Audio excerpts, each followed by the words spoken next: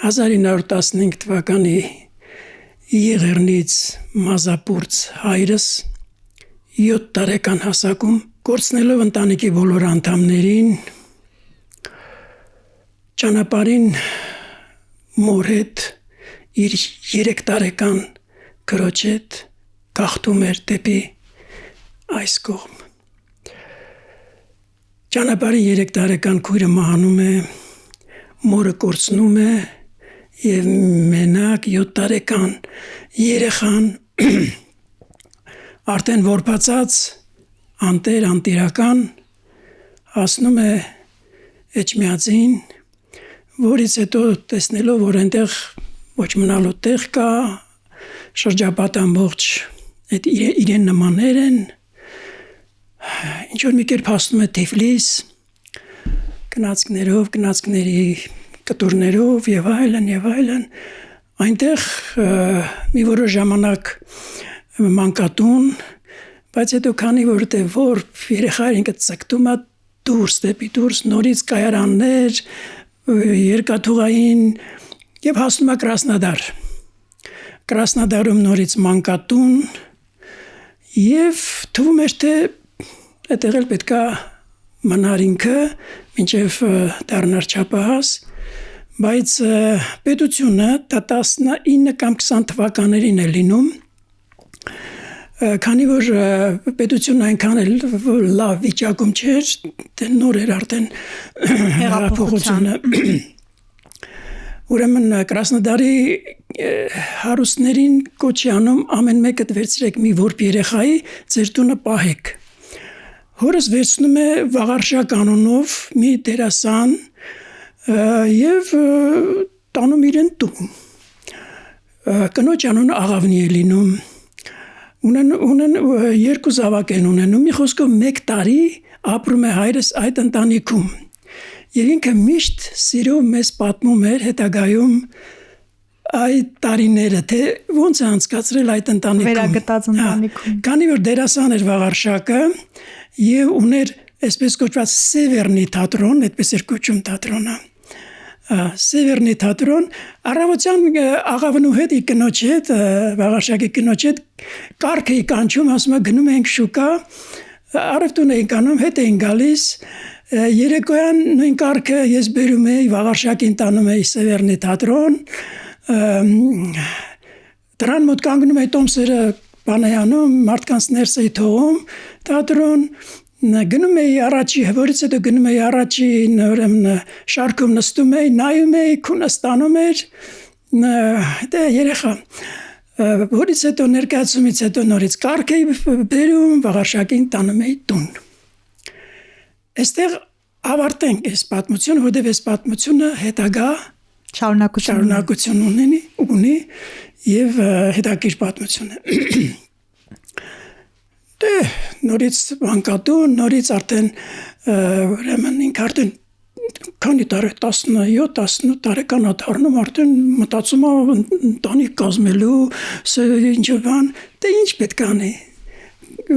Կոշիկներ մաքրում է անում, այդ փողը աշխատում անում եւ 1927 թվականին ամուսնանում է։ Մորս հետ ասեմ որ հայրս մաշեցի էր, իսկ մայրս Ղարսեցի։ Ունենում են ուրեմն 2 զավակ, որից հետո վերադառնում են Թիֆլիս։ Թիֆլիս են վերադառնում, տուն են սարքում եւ այլն, ընտանիքը արդեն ոտքի է կանգնում, սկսում է պատերազմը։ Տեր Սահակով ինչու էր ռուսական վերջավորությամբ եւ այդ տերը այդ Տեր Սահակովն է, Տեր Սահակյանը, Տեր Սահակով դարով Կրասնոդարում մանկատանը, դա չէին էլ իմանում Տեր Սահակյանը ինչ բան է, դե Ռուսաստան, ինչ որ Տեր Սահակովս եւ վերջ։ Այդտենց գնաց Տեր Սահակյանը դարավ Տեր Սահակով, այսինքն մանկատանն են նրան Տեր Սահակով դարձրել, դե քանի որ ինքը Տեր Սահակով ես չէի կարող իմ պասպորտը ծանձնակ էնել Թիֆլիսում, չէի կարող փոխել ազգանունս Տեր Սահակովն, բայց հիմա երեխաներս բոլորը Տեր Սահակյան են։ Հրաշալի։ Եվ թորներս նույնպես։ Տունը կիսատ թողած, պատերը կիսատ թողած, կամավոր գնում է ռազմաճակատ։ Ես ծնվում եմ հոկտեմբերի 12-ին, հայրս պատերազմից վերադառնում է երկու ոտքերի ամպուտացված ոտքի թաթերը, կրունկը եւ այլն, արդեն երկրորդ կարգի որպես հաշմանդամ գալիս է նորից Թիֆլիս եւ քանի որ ոչ ուսում ուներ, մայրս էլ ուսում չուներ, ինչ պետք անեին։ Այստեղ այնտեղ առևտրոփոքր մանր մունր ընտանիք պետք է պահել եւ այլն, մեծացնում են, ունենում են մի խոսքով 4 զավակ, 1 քույր։ Ես դպրոց գնացել եմ 1949 թվականին, ավարտել եմ Թիֆլիսի 59-րդ հայկական դպրոցը։ Ասեմ նաև, որ արդեն 9-10-րդ դասարան եւ 9-րդ 10-րդ դասարանում էի, հաճախում էի Թբիլիսի Ստեփան Շահումյանի անվան հայկական պետական թատրոն։ Դպրոցը ավարտելուց հետո որոշեցի գալ Երևան եւ ընդունվել թատերական ինստիտուտ։ 1959 թվականն էր, ես տեսա, որ թատերական ինստիտուտում այդ տարի դերասանական բաժին ընդունելություն չկար։ Չկար, ես ինչ պետք է անեի, ինձ ասացին, որ Երևանում կա ակումբագրադարանային տեխնիկում, որտեղ թատերական արվեստել են դասավանդում, ու այնտեղ մի լավ ռեժիսոր կա, Վրույր Մանվելյան, մի խոսքով քեզ պետքական կլինի հետագայում թատերական ինստիտուտ ընդունվելու համար։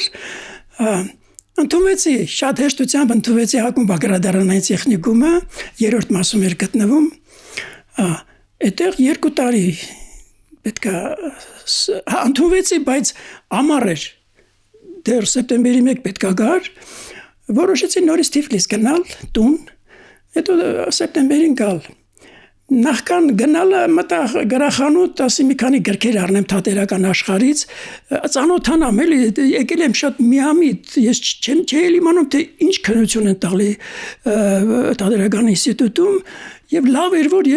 եթե ես տայ չի ընդունվել, որովհետեւ շատ խակ էի։ Մի խոսքով վերցրեցի գրախանութում հարցրեցի ինչ ունեք թատրոնին նվիրված։ Ինձ կինը առաջարկեց ուրեմն Վաղարշ Վաղարշյանի ընկերներս բարեկամներս եւ ես նոթերի գիրքը, հիշողությունների գիրքը, այդպեսի գիրք կար, հետո Շեքսպիրից, բանից ինչ որ մի քանի բաներ տվեց ինձ, պիեսների գրքեր, ու ես վերցրեցի գնացի Թբիլիսի։ Գնացքով Թիֆլիս։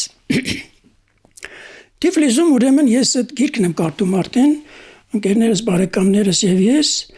մարդը Վաղարշ Վաղարշյանի գիրքն է, լսել էինք Վաղարշ Վաղարշյան, բայց նրա մանրամասը չգիտեինք, պարզվում է նա Շուշիից էր, մի խոսքով, գիրքը կարդում եմ, լուսանկարներ էլ կան գրքում, մեկ էլ հայրս եկավ նայեց, էցի կասեց, սա Վաղարշակն է, ասի ոնց Վաղարշակն է, ասում է, այն որ Կրասնոդարում ինձ տարավ իրենց տուն պահելու, սա այն Վաղարշակն է, դերասան Վաղարշակն է, ու պարզվեց, որ այդ Վաղարշակը Վաղարշ Վաղարշյանն է եղել Կրասնոդարում, բայց արդեն Վաղարշ Վաղարշյանը այդ թվին արդեն չկար, մահացել էր։